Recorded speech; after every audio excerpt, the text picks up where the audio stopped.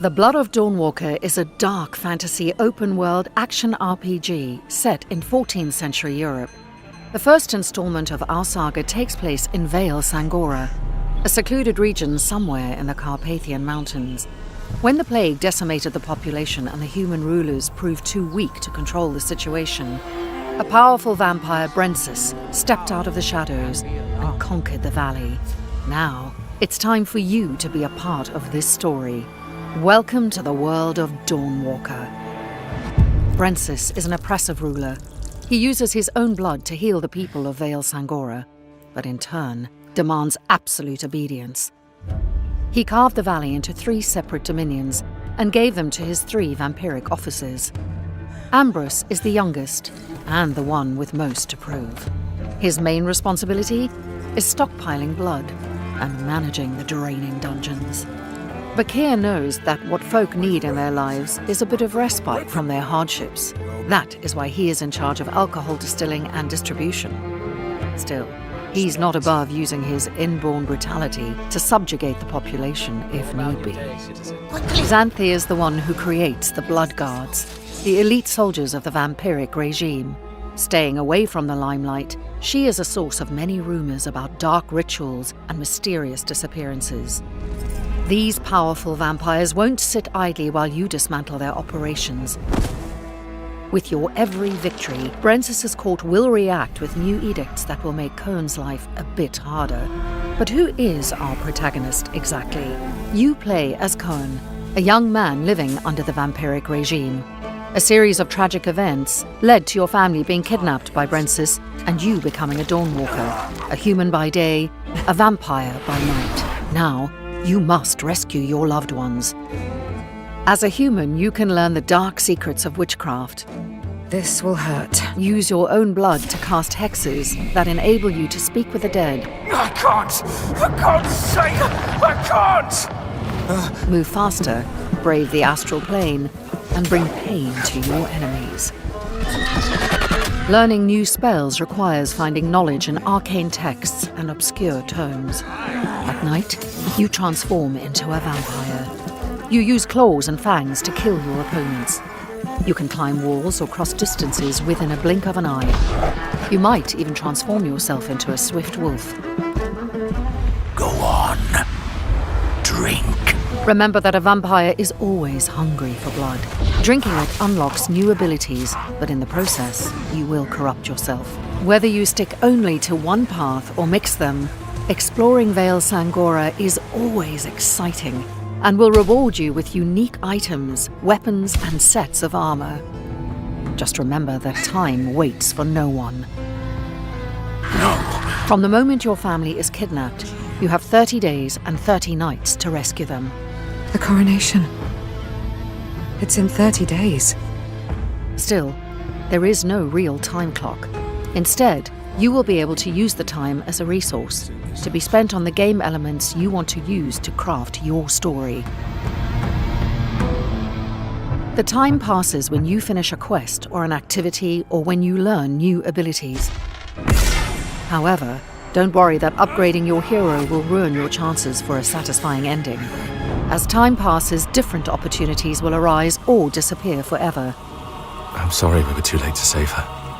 And even if you're not able to save your family in time, the game will not be over. Cohen's story will simply take a different turn. You have one clear goal, but there's no single linear way to complete it.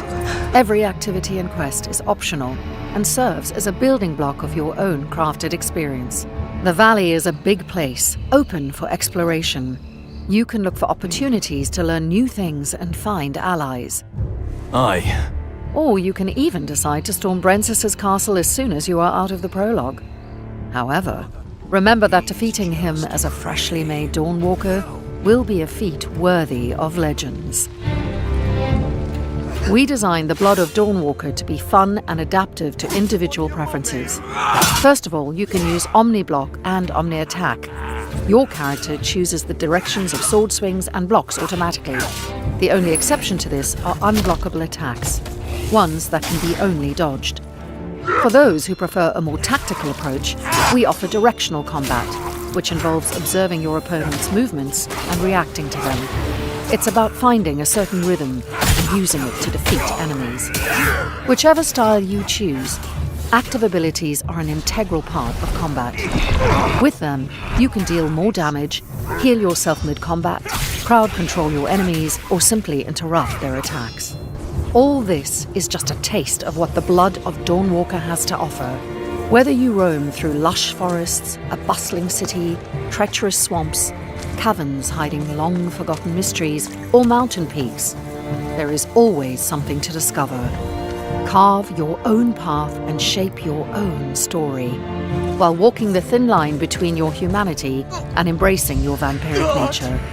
The Blood of Dawnwalker is coming. Hi, my name is Ariana Siarkiewicz, and I'm one of the writers at Rebel Wolves. Over the past few months, we've shared quite a lot about the game's story. Today, we'll give you a glimpse of the activities our human by day, vampire by night protagonist Cohen can take on while exploring the open world. We start at night, in our vampiric form, heading toward a vantage point to get a better sense of our surroundings. Reaching a vantage point reveals nearby opportunities and helps us plan our next steps.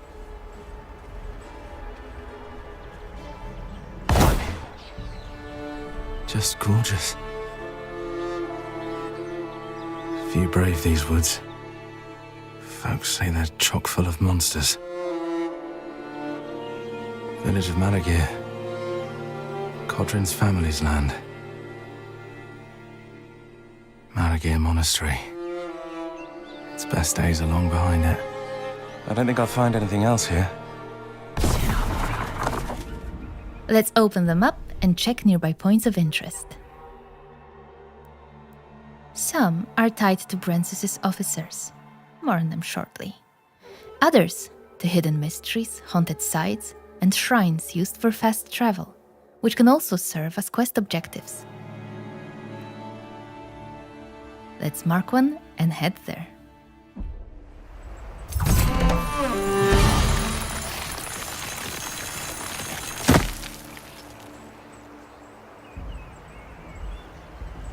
Early in the game, we can unlock a perk that allows us to transform into a wolf and move faster at night. It's quicker and more agile, though it comes with some limitations. There's also a daytime equivalent, but more on that later. What was that? Is someone in trouble? It looks like we've come across a group in need of help.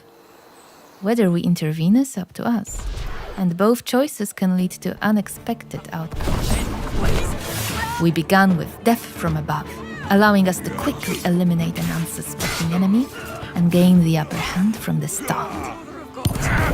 We have incorporated community feedback, and now there is no need to open the skill wheel to select a previously assigned ability. Instead, we can use quick selection. I thought I was done for. Done for. So did I, to be fair. Wasn't sure I'd get you out of this in time. But you did. Bless you. Bless you. For now, we need to recover. As a vampire, we restore health by feeding. Human blood is most effective, but in this case, we rely on animals. It's less efficient, but it will do. Feeding increases our corruption level. It's shown next to the health bar at the bottom of the screen. The higher the corruption level, the more vampiric perks are unlocked for purchase. Nearby points of interest are marked on the map and indicated on the compass at the top of the screen. Let's head to the shrine. Here's the shrine. Damaged, so we can't use it yet. Desecrated. Looks like the shrine's missing its heart. But maybe I could restore it.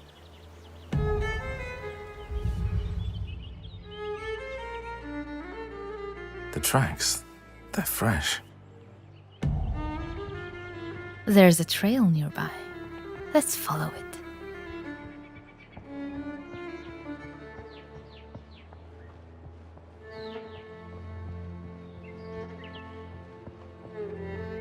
A group of Brancis's soldiers has set up camp. Let's clear them out. Voracious Bite allows us to drink blood from an unsuspecting enemy and gain the upper hand at the beginning of combat. But we're not able to drain this enemy fully, as his comrades quickly come to his aid.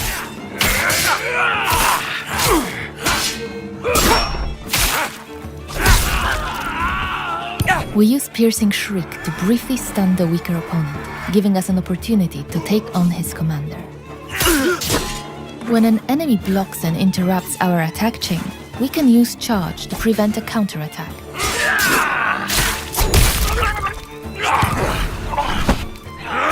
Voracious Bite can also be used during combat as an active perk, allowing us to regenerate some health. Hope word of this reaches your master. With the camp destroyed, our infamy increases. More about this in a moment. Let's collect our loot. We found the shrine's missing heart, along with a manual that unlocks a new perk, Precision. Let's open our inventory and head to the Recipes tab. As I mentioned, the manual unlocks a new perk called Precision. Once we read it, it becomes available in the Character tab. Let's go there. The exclamation mark indicates that a new perk is available, but we can't purchase it yet. Perks can only be acquired at a shrine by spending experience points, which are earned by completing objectives. And since we've just finished one, we should be good to go.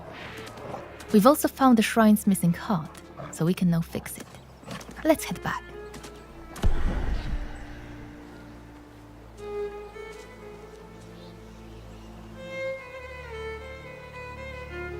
You're welcome.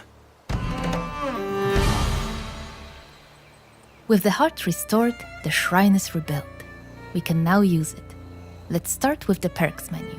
In the Swordmaster abilities, we find Precision, now available for purchase. As you can see, it costs both experience points and a time segment, indicated by the hourglass icon. Let's learn it. Now let's take a look at the Vrakiri perks. With our corruption level increased and another experience point available, we can unlock new abilities, again marked with an exclamation point. The corruption level required to purchase a perk is indicated in the tooltip on the right side of the screen. Let's purchase one.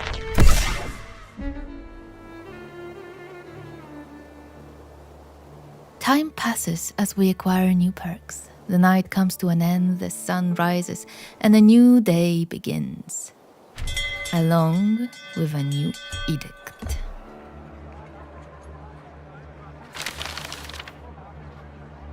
Edicts are tied to the infamy system we mentioned earlier. Several have already been proclaimed since the start of our journey. The higher our infamy, the harsher the edicts, and the more challenging the world becomes. It's a sign that Brensis is vigilant and reacts to our actions in Vale Sangora. Infamy reflects how much we disrupt the operations of Brensis's followers. Let's take a closer look at one of his officers, Ambrose. In the right corner of the screen, we can see his level of aggression towards us. When it reaches its peak, a new questline is unlocked, influencing the story and shaping our future confrontation with Brensis.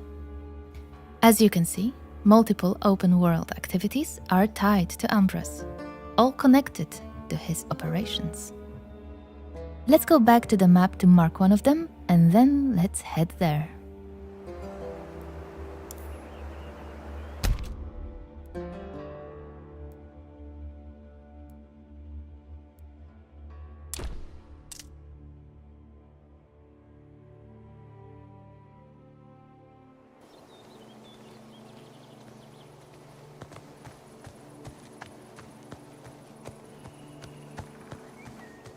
We've arrived near one of Ambrose's warehouses, storing blood supplies. Killed. Go back where you came from. I don't... Time to restore the order. Charge is an ability shared between human and vampire forms. This enemy was weak enough to stun them with it.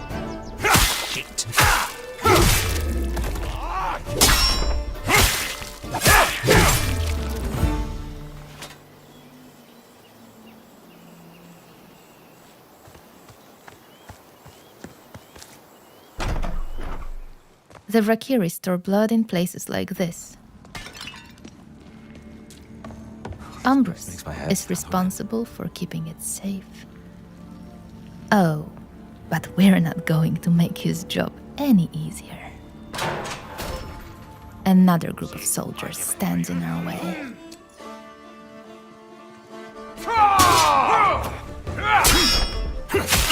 We open with Broad Swing to weaken as many opponents as possible, then follow up with Burning Blood, which briefly staggers the enemy and applies a damage over time effect. What do we have here? The prisoner's fate is grim. Their blood is drained, then stored in places like this, where it awaits distribution to Brensis and his officers.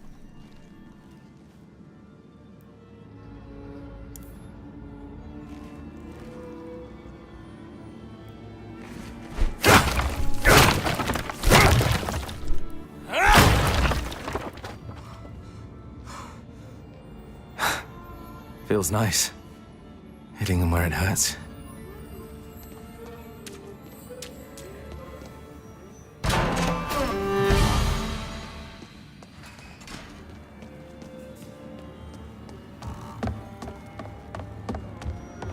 With the supplies destroyed, our infamy rises again. We've disrupted Ambrose's operations enough for now. Let's move on to another point of interest, a haunted site. Earlier we showed you how we can move faster at night by transforming into a wolf. To increase our speed during the day, we can unlock a hex called Mercurial Fervor. Haunted sites are only accessible during the day, as they require blood magic, unavailable in vampiric form. Completing them strengthens our magical abilities, but also puts our combat skills to the test.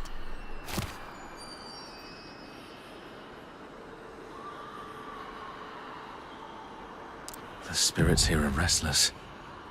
Perhaps I could help them somehow.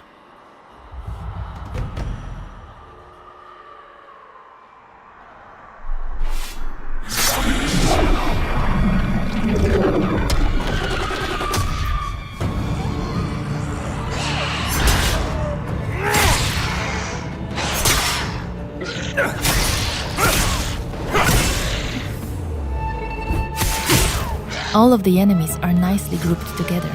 It's a perfect opportunity to use Ravenous Flock, a perk that damages opponents in an area twice. First on activation, and then in the follow-up attack.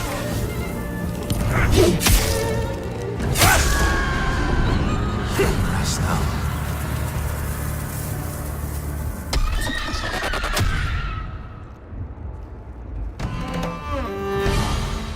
The enemies are defeated, so let's collect our loot. These haunted sites may reward us with ancient texts, allowing Cohen to become an even more powerful wielder of magic.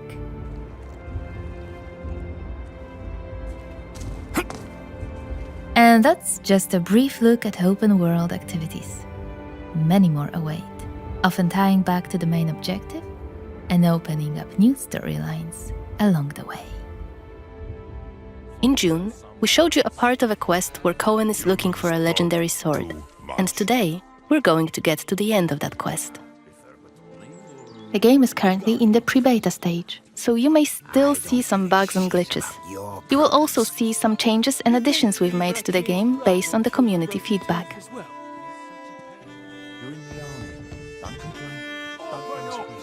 You're scaring my lass. What is it about? You've been heard disrespecting the Knyaz, singing songs that mocked him and the faith. Who told you this nonsense? Was it Since one of our game's main features is the duality of Cohen, our hero, who is human by day and a vampire by night, we're gonna show you two ways to play the quest. This is yet another example of our narrative sandbox. We can approach each of the quests in a variety of ways, remembering about the duality of our hero, human by day and vampire by night, knowing we have both day and night as our allies. In June, we started on the outskirts of Svartro and had a brief stint with some bandits. Cohen got rid of them easily with a few well-timed sword cuts and active abilities. Then we walked around the city a bit until we reached the cathedral.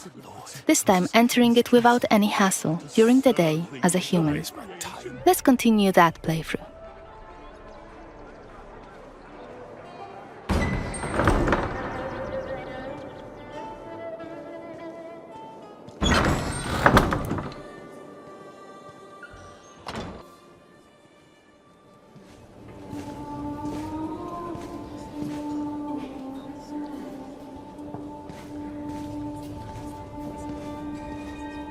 The baptism of a newborn is a solemn moment, doubly so. A new life joins our flock, bringing happiness to its parents and to the congregation. Natus ex sanguine est, alitur sanguine, et in sanguine morietur. Ego te baptizo in nomine Dei. Amen.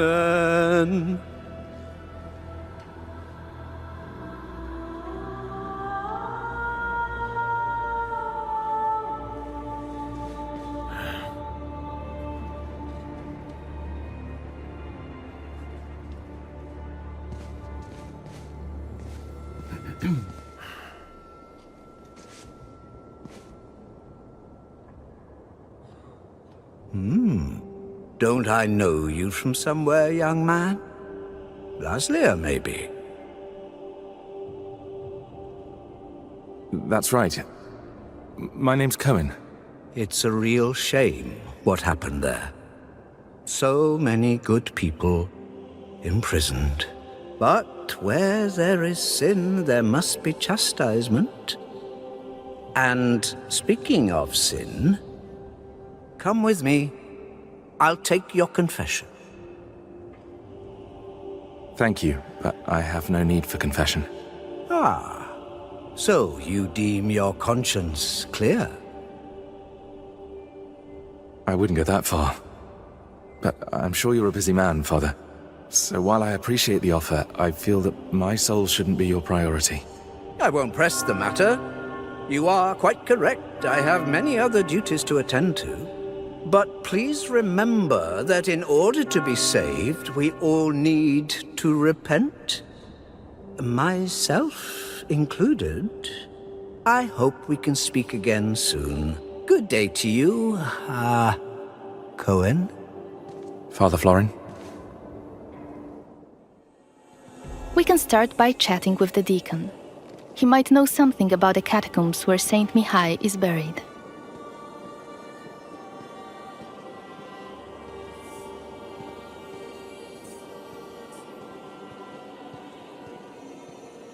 Pay the workers, clean up the altar. What else? Oh, right, the bell tower. Yes, what is it? I have much to do, so either be quick about it or leave me to my duties. Could you point me towards the entrance to the crypt? What are you talking about? I wanted to pay my respects to the city's founders. Light a candle in their memory, if possible. Sorry to disappoint, son, but there's no crypt in this house of worship now, if that is all. Things change, especially in the last few years. Perhaps the crypt was built over or sealed away? Listen, son, the parish book doesn't say anything about any crypt. I should know. I wrote parts of it myself. Can I take a look? Just to make sure. No. The library is not open to just anyone. Still, it seems to me you have plenty of time on your hands and will keep on badgering me. Tell you what, I'll give your idle hands something to do, and afterwards maybe I'll let you take a look into the library, Tell me what you need, then. Our caretaker, Radu, is missing, it seems. It's been a few days since he last came to work, and now his duties have become my duties. I imagine he's lazing about somewhere, having a laugh at my expense. Any idea where to look for him? Perhaps he's at home. If I only knew where that is. Radu's a secretive man. No, I'd rather ask around in the almshouse. He spends a lot of time talking to the inmates. The almshouse? Where is it? Go out to the courtyard and turn left. Carry on walking until you see a well on your right. The almshouse's entrance is just by that well.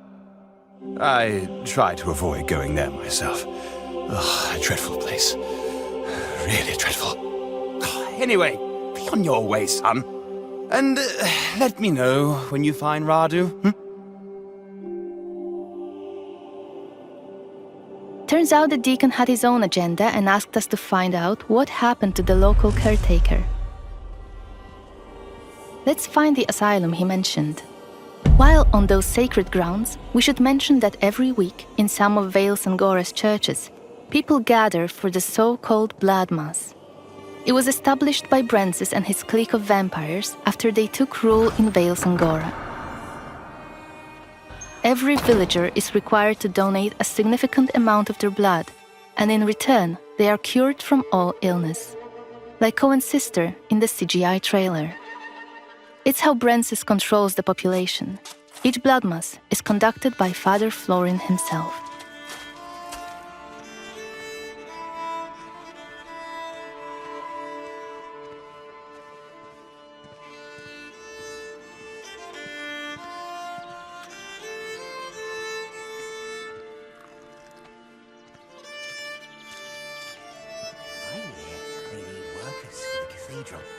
Maybe we could go there today, see if we can help.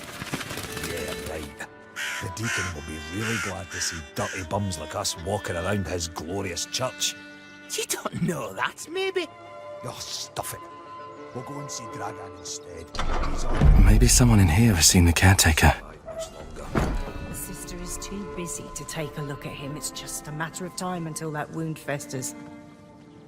What do you want? I'm looking for the caretaker. I've been told he sometimes comes here. You mean Radu? Yeah, I know him. Steer clear of that bastard. Any idea where he is? Right now? Nah. But I do know something. Might be interesting for you. Really? All right, tell me. That's not how it works, friend. I need a little palm grease first. Here you go. It better be worth it. It is. Something strange is going on here. Every night there are noises. Creaking, scratching, and, I don't know, things being pushed around. Some of the folk here say the building's haunted. Listen, I didn't pay to hear a ghost story. You were supposed to tell me about the caretaker. Oh, I'm getting there. I'm not trying to swindle you or nothing. You see, there's a closed-off wing here. They put the plague patients there when it first hit. But one day, they decided they were beyond help and sealed them all off, left them all to die.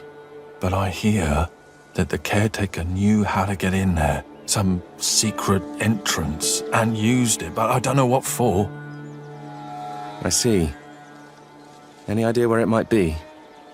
Somewhere upstairs, I think. You'd have to look around. All right, I'll check it out. Thanks.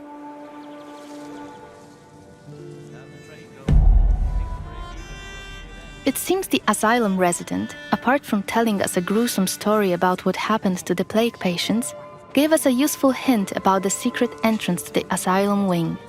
For a price, of course.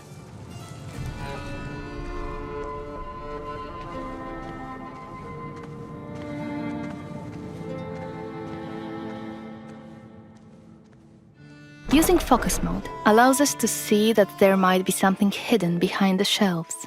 Scratches on the floor.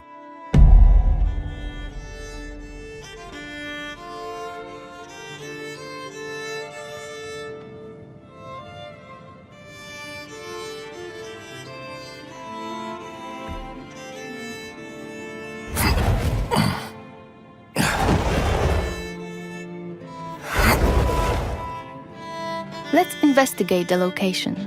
It was a separate wing for patients who fell ill with the plague. Damn! What a stench! Something's rotten in here. So many died here, in isolation.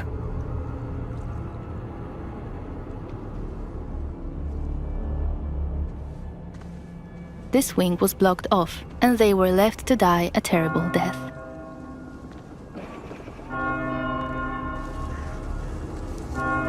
Something else happened here.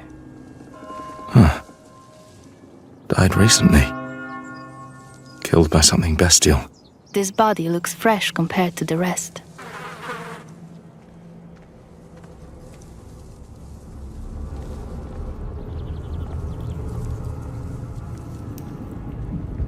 It's getting better and better.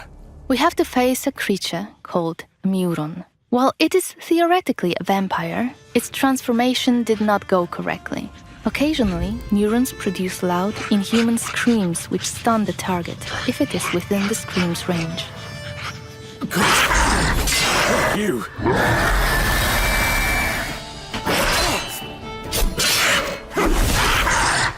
As you can observe, their behavior is chaotic and hard to predict.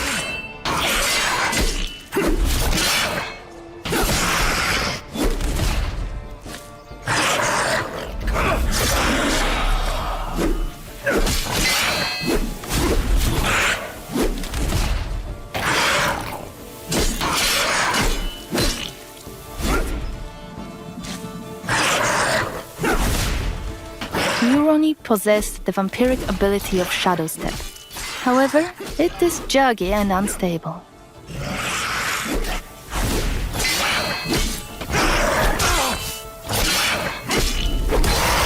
These must have killed Radu and the missing residents. We can learn more about what has happened here by using the Compel Soul hex. You can learn this hex during the game.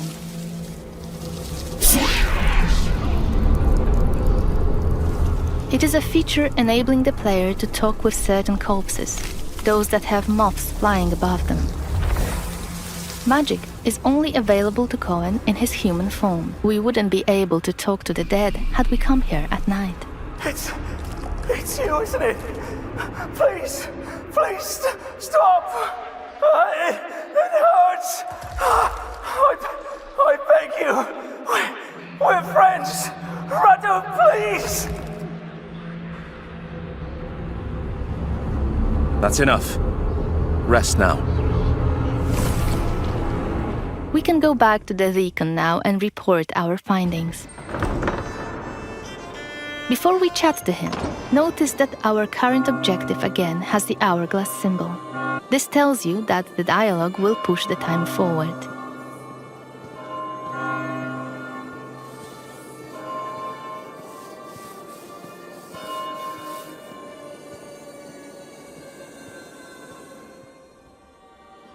Yes? Why are you pestering me again? I know what happened to Radu. Good. So, what was that wastrel doing all this time? Getting drunk on communion wine? Tell me. I found him in the almshouse, in the sealed-off wing. The caretaker was hiding there, but he was no longer human. He turned into something terrible, a monster. I'm sorry, but I had to kill him. What?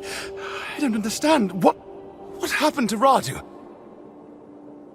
He was involved in something dark. There were corpses in his hiding place.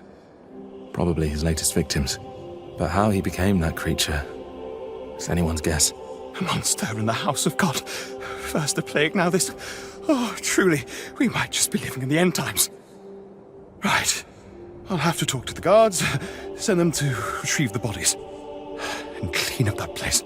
You do what you need to do, but I believe we had a deal. May I enter the library now? What? Yes. You may go inside with my blessing. I'll tell someone to leave the door unlocked for you. The book you're looking for, it's called The Annals of Svartrau Cathedral. Now, excuse me, I must go to Father Florin and tell him we need a new caretaker. He gave us access to the library in exchange for our information. Let's go there and find a book he has mentioned. Reading books in our game works surprisingly similarly to the way it works in real life. They might teach us new skills or give us additional experience. Let's stop here and load a save game from the night variant playthrough of this quest.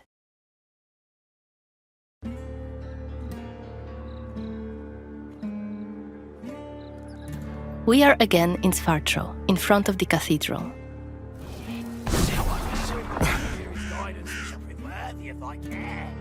Guidance. They'll guide us right to our grave, those fucks.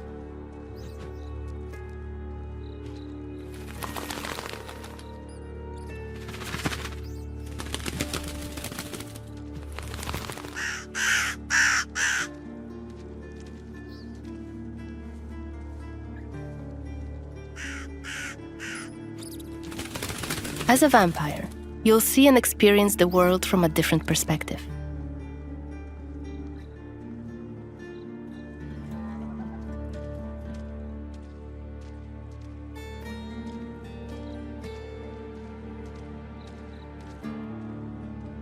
You sure it'll work? Certain as the sunrise. And if not, I'll pay you back double. Provided I'm able to crawl back to you. It's for Kiri blood after all.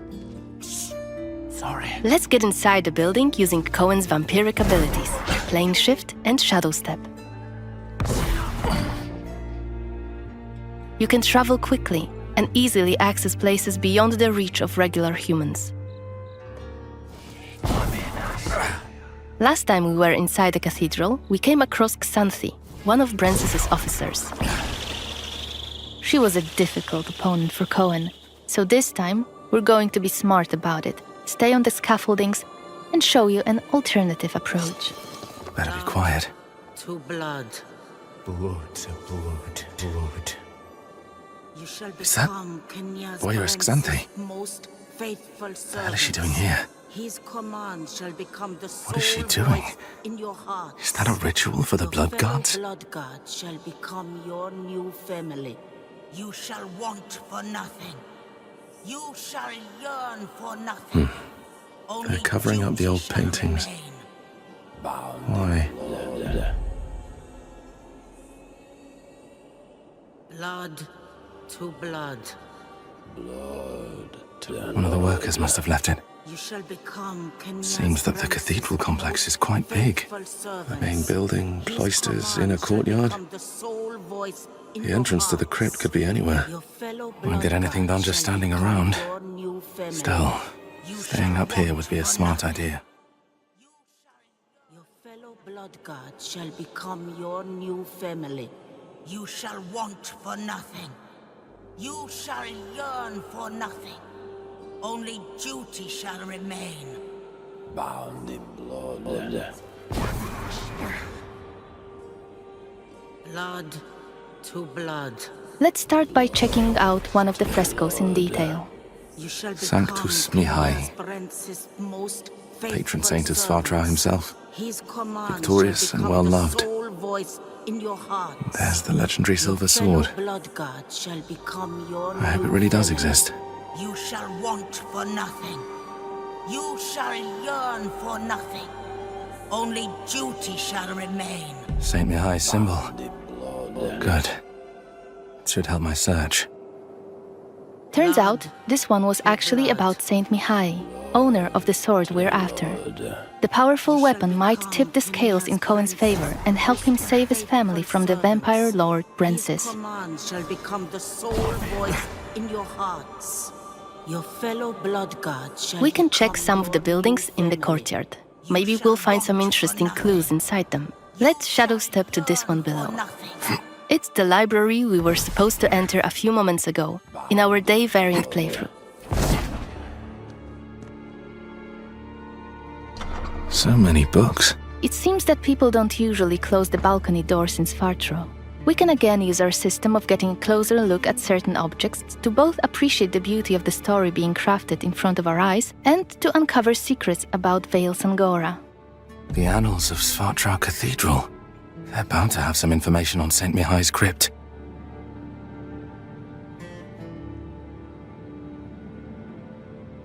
And thus Saint Mihai was laid to rest in the catacombs beneath the cathedral's side courtyard, by the cloisters. Marked by his own personal sigil, the saint's remains and his sword were buried under a memorial stone. Under St. Mihai's memorial stone. And I already know his symbol. Alright, we should be looking for a crypt somewhere on the premises of the Svartro Cathedral. Let's grab the door key on the way to open the door.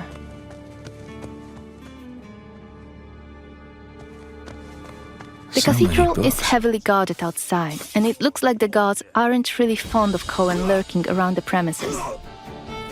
Let's deal with them swiftly, using our claws.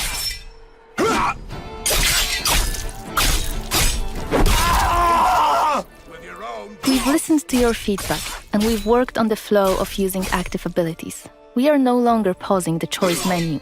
It's real-time, in gameplay. It's also a good opportunity to show you another use of the Voracious Bite ability Cohen uses to drain people's blood.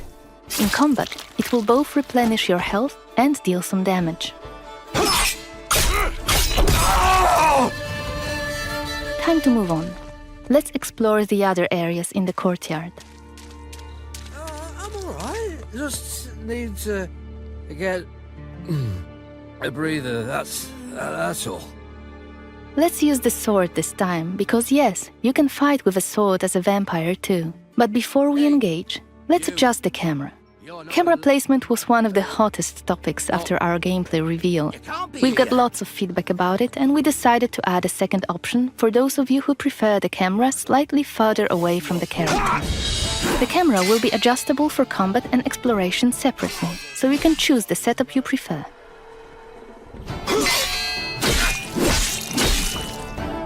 Cohen's faster using the sword as a vampire compared to his human form.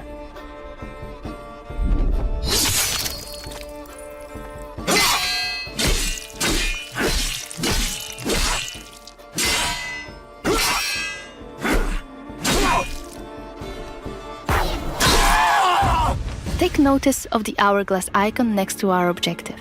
It indicates that opening the crypt will move the time forward.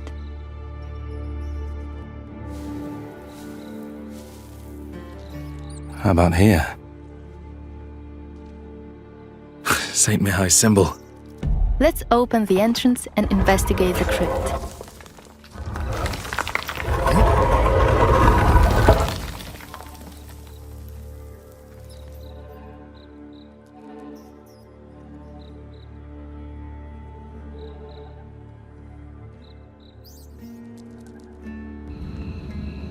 Lighting up a torch might be a good idea. This place must have been sealed off for ages. I wonder why.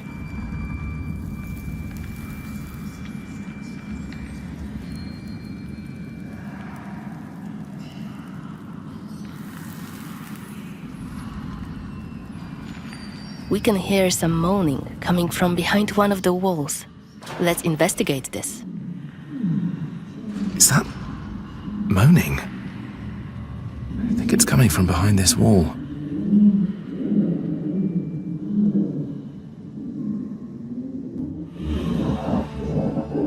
Hello? Can you hear me?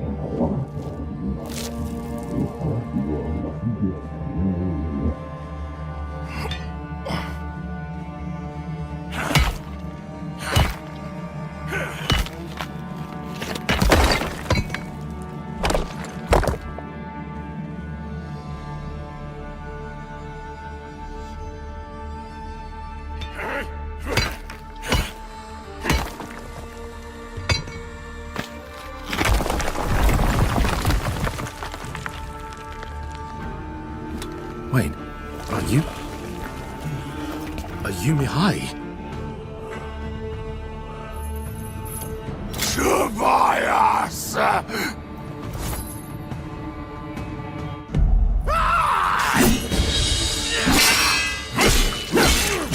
You'll finally pay. Don't you get to me, Tobias?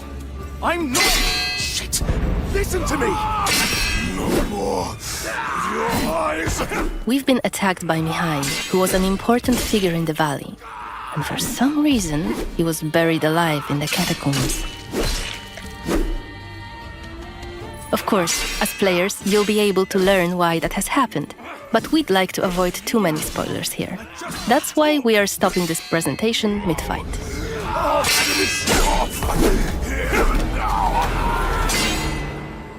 We're starting on the outskirts of Svartro, the game's largest city and the capital of Vale Sangora. From here, we could head anywhere the eye can see, explore ancient ruins or sabotage vampire blood transports. But it's not just about where or when you go. It's also about how you approach the main quest and shape the story, making each playthrough uniquely your own. For now, we're following the road. Cohen is on his way to the city's cathedral, chasing leads about a powerful weapon said to be hidden in its crypts. But first, we'll have to deal with some bandits who camped out by the main road. Traveling through Vale Sangora is never boring. The world is dense with quests, random encounters, and locations steep in lore. This will be a great opportunity to show you our combat system. Our goal was to make the player feel like a real swordmaster who closely observes his enemies. We'll begin this fight by using acrid dust to stun one of the enemies. Now, when you attack, you choose one of 4 directions: up, down, left or right, in order to hit the opponent where he's unable to parry. And similarly, when defending, you have to take note of the enemy's intent and the direction of the attack.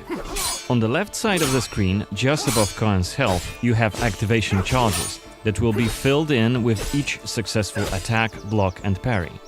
Once they are full, you can use one of the active abilities which allow you to take a more tactical approach to fighting.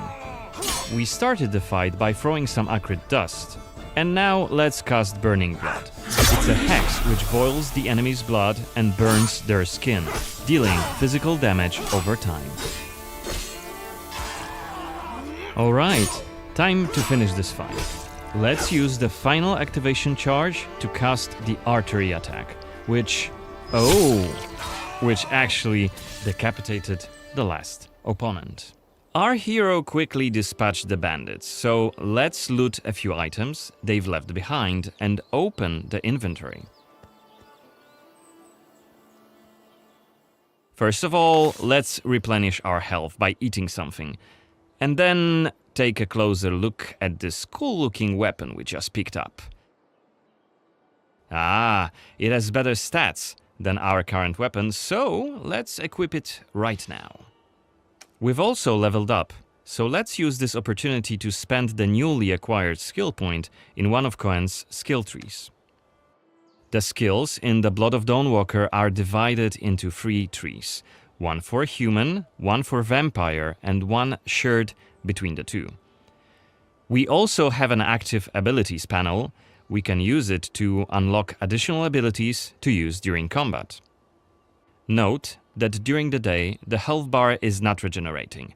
You need to find consumables like the one we've just eaten. The hexes we've just used also consume some of Cohen's health. Be aware of that. The way our magic system works, there's always a price to pay for manipulating reality. But we can make it sting a bit less. Let's level up the Frugal Witchcraft skill, so next time we'll cast a hex, it'll consume fewer of Cohen's health points. Now that we've wrapped up the encounter with the bandits, we can be on our way to get inside the city. Right now, Cohen hasn't done enough to ruffle the Vampire Lord's feathers, so the gods will just wave us through. But the more damage you cause, the more suspicious and aggressive they'll become. So when you play the game yourself, you'll have to decide whether you want to challenge the vampires openly, or lay low until you're ready to strike and surprise them. It's even bigger than I remembered. And it's grander than before. They're putting in new stained glass. The Knyaz doesn't deny the old faith. Out of my face. This is the rich district of the city, Silberkreis. There's also Altermarkt, Neustadt, and the Middens. Each of the boroughs has its own feel and character. Get your stinking ass out of here. I was just passing through, I swear. I got tired and sat down and started begging. Looming high over the city is Brensis's castle, Greifberg. He took it over when he slaughtered the human ruler of the valley, Skender, as shown in the trailer we shared with you earlier in January this year. In order to complete the main quest and save your family, you'll have to storm the castle, alone or with help of friendly NPCs. We could do it right now if we wanted, but it would be super challenging. No more drink for you, my friend. Go home. Oh, let me. I just want to. Oh, let me in. You made a mess, and it's not that kind of inn. Let's check the map. The cathedral is really close. There's plenty of other places to see and things to do here. A couple of inns, a medic, a blacksmith, an armorer, and other merchants. You can see that not only the vampires came out of the shadows. This creature on the right is called an Uriash. Look around, especially at night, and you'll learn humans have lots to fear, not just the vampires.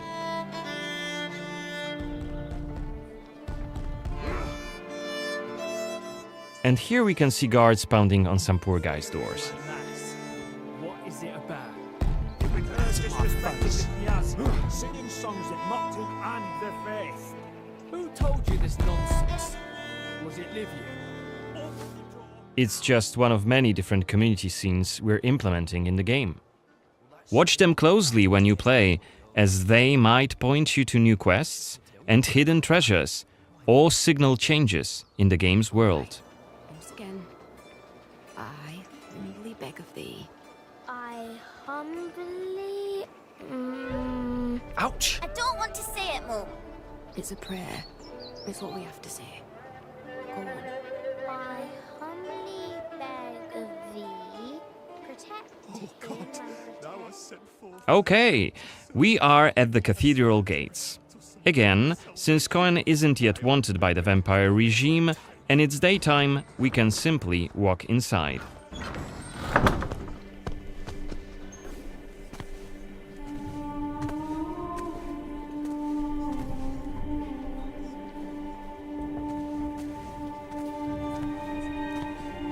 The baptism of a newborn is a solemn moment, doubly so.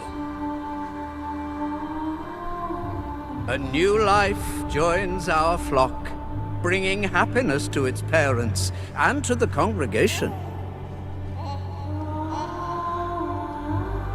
Natus ex sanguine est, alitur sanguine, et in sanguine morietur.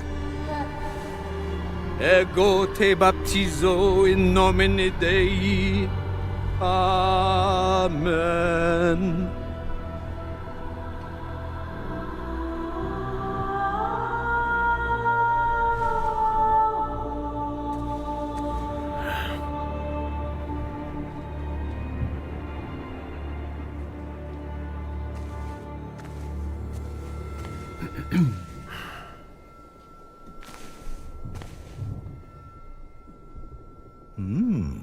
Don't I know you from somewhere, young man?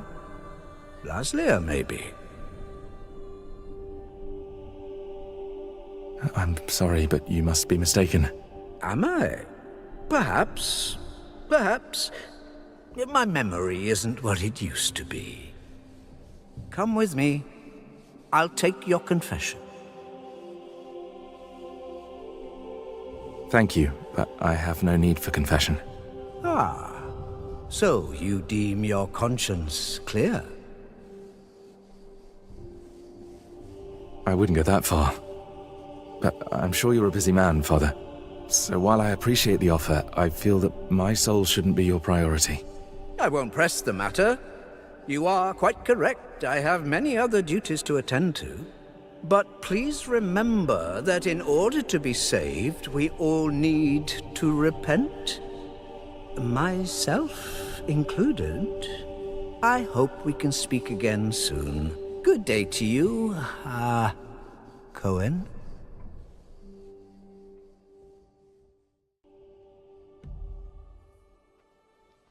What we saw right here was just one of many cutscenes we recorded for the game, which smoothly transitioned into a dialogue scene. We use cutscenes to highlight key scenes or showcase interesting bits of lore. Like this blood baptism. Creepy, isn't it? The core feature of the Blood of Dawnwalker is the dual gameplay loop. Remember, Cohen may be a human during the day, but he turns into a vampire at night and has a different set of skills at his disposal. And this is just one variable that affects our quests. Depending on when you tackle a particular quest, what choices you've made earlier, whom you befriended, or whom you've angered, your gameplay and story experience will be very, very different. So each quest is a complex structure with multiple possible paths leading to the end goal. We maximize players' freedom and agency, offering you a narrative sandbox to play in. I wonder what secrets may be concealed up there, just beyond Cohen's reach. And how do we get there? It's impossible to do during the day, but come night, it's an entirely different story. Let us explain what we mean by taking our current quest as an example. During the day, we got inside the cathedral without any problems, since it's open for all to see and Cohen doesn't yet stand out from the crowd. The scaffolds, though, are outside of his reach. But climbing them won't be a problem for the vampire, who has many more exploration abilities at his disposal. Bear in mind, Cohen has not completed the quest yet. What's more, there are still a few clues to be found in order to solve this story. It's worth mentioning that narrative sandbox also means that we may completely abandon this quest and follow a different path to defeat Brensis. For today, we're focusing on the gameplay part, so let's see how we could tackle this particular quest during the night. We're starting right after dusk, as a vampire, on the rooftops of Svartrau. Right now, we have 22 days left to complete this goal. This counter is always displayed and you'll be warned each time it's pushed forward. So you have to be aware of the time, and it's more of a resource you'll be spending than a racing clock. As a vampire, you'll see and experience the world from a different perspective. You can travel quickly and easily access places beyond the reach of regular humans. Let us show you what we mean. This is Shadow Step, a unique vampiric ability allowing Cohen to jump to almost any place within his reach. Now let's take a good look around using the focus mode. This ability highlights objects of interest and loot. And there is something right here. This time it's just some items to grab, but on other occasions, who knows, you might come across a hidden quest. Looks like our health is quite low. This is because, as a vampire, your health bar also represents your hunger level, and you start each night thirsting for blood. Remember, you have to quench this appetite in order to make full use of your vampire abilities, and rein in your monstrous nature around NPCs. Otherwise, you may end up draining someone important, which may lead to unpredictable consequences.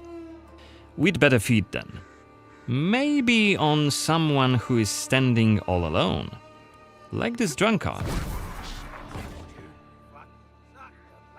Let's grab him and use Voracious Bite ability.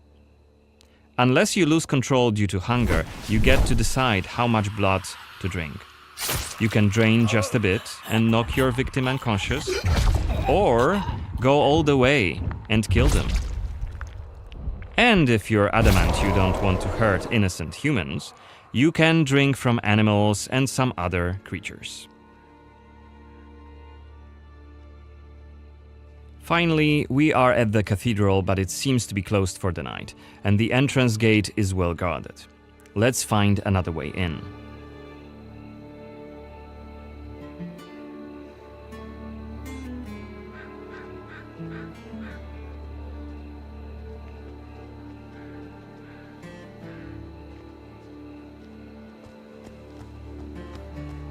Shadow Step is not the only vampiric ability you're gonna learn during your playthrough. Cohen can also use Plane Shift to scale walls and even ceilings smoothly.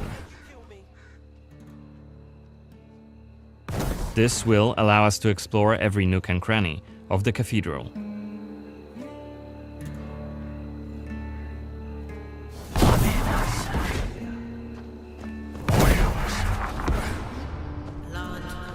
to blood. Better be quiet. You shall become Kenya's prince. Is that voyeurist Xanthi? What the hell is she doing here? What is she doing? Is that a ritual for the blood gods?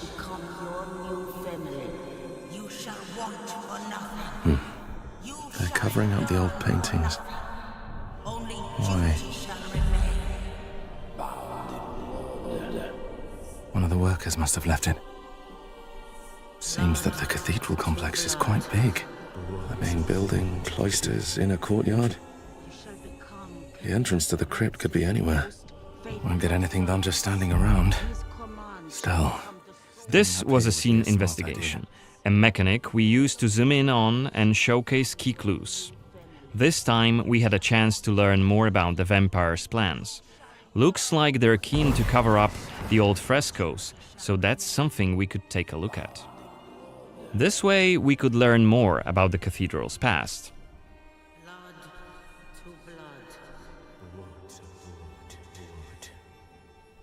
Looks like we aren't alone here.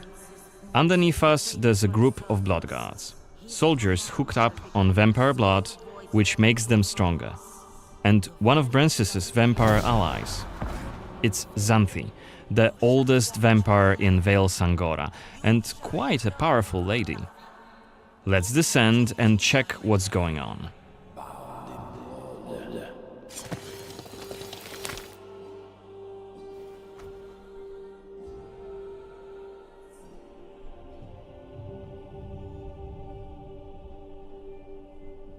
Don't think I don't see you skulking in the shadows. Come out!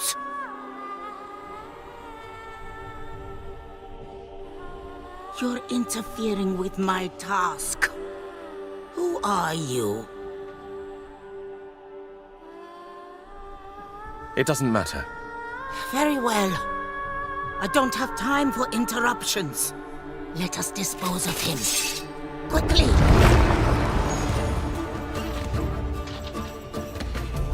You've withstood it.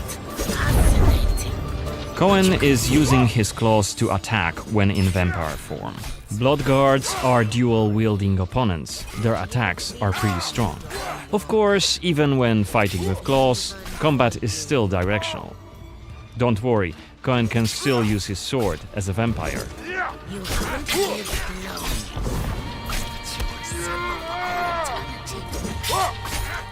Only after defeating all three of the blood guards, Xanthi deems Cohen worthy of a challenge, and she descends to face him. She uses her blood control powers to cast a multitude of attacks, like her blood whips that hit Cohen from left and right. Xanthi is protected by a powerful vampire ability. Once her stamina runs out, Cohen will have an opportunity to strike and deal some damage. But be careful, cause Xanthi is quick to counterattack and she will also try to restore her blood. Meanwhile, look at the indicator just below her health and stamina.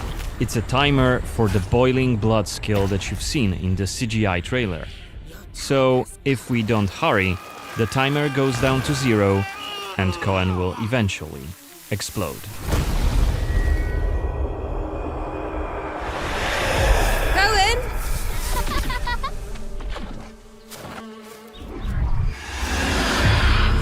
I want you to watch. What did you do to me?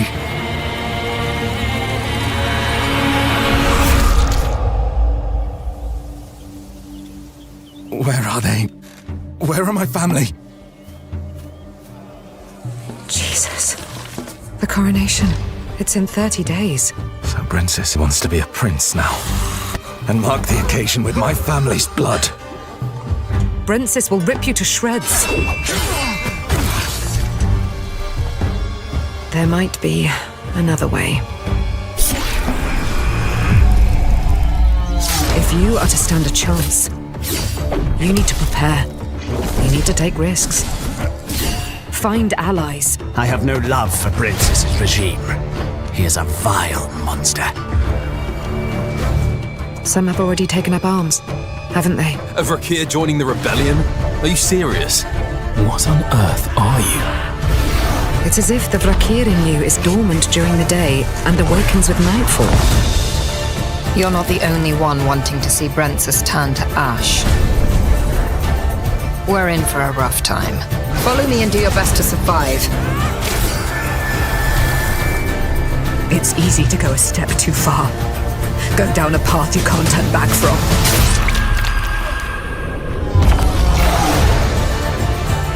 I think it's high time you tell me what the hell is going on. In the end, it's every man for himself. As I see it, we're both far beyond redemption. Doesn't mean we should kill people on a whim. I'm just trying to save my family. Good. Bad. Fairy tales. People tell themselves to preserve their sanity.